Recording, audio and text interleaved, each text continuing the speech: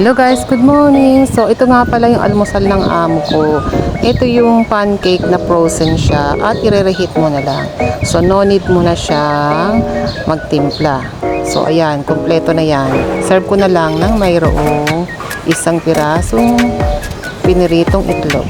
So ngayon gagawa naman ako ng pancake para sa akin. So meron kasi kaming overripe na saging at gumawa ako ng almusal para sa akin. Ang tawag dyan ay banana pancake.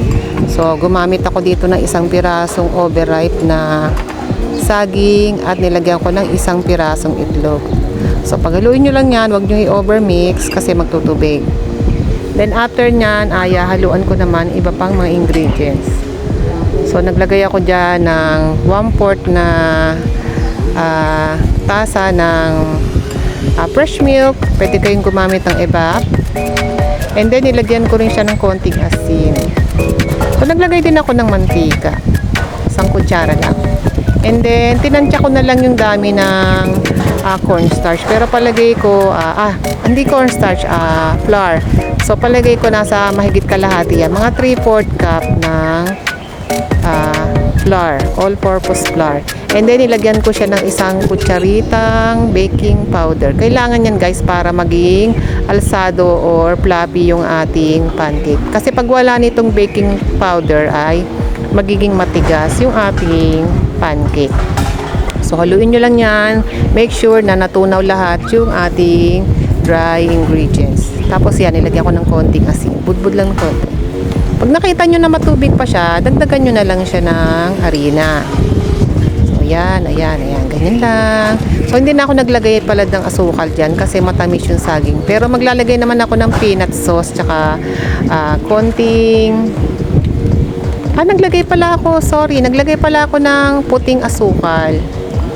Konti lang yan. Siguro mga 1/2 tablespoon. So yan, sorry naman, mali pala ako ng pagkaintindi. Kasi naglalagay ako ng ng condensed milk after. Yun yung pinaka sausawan o parang sauce.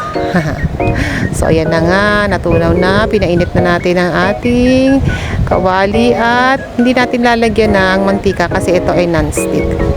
So ayan, pinirito ko na siya, dahan-dahan kasi kailangan mahina lang yung apoy kaysa mahinang apoy para naman di masunog agad. Mas maganda pala i-cover natin yung kawali natin ng takip para naman maluto rin yung loob ng mabilis.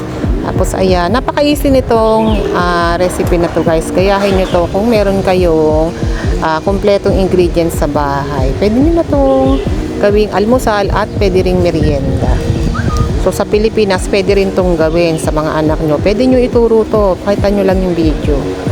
So ayan. Ang sausawan ko pa dyan o yung sauce ko ay condensed milk na mayroong peanut sauce. Yan, masarap. Masarap siya guys, fluffy talaga, malambot.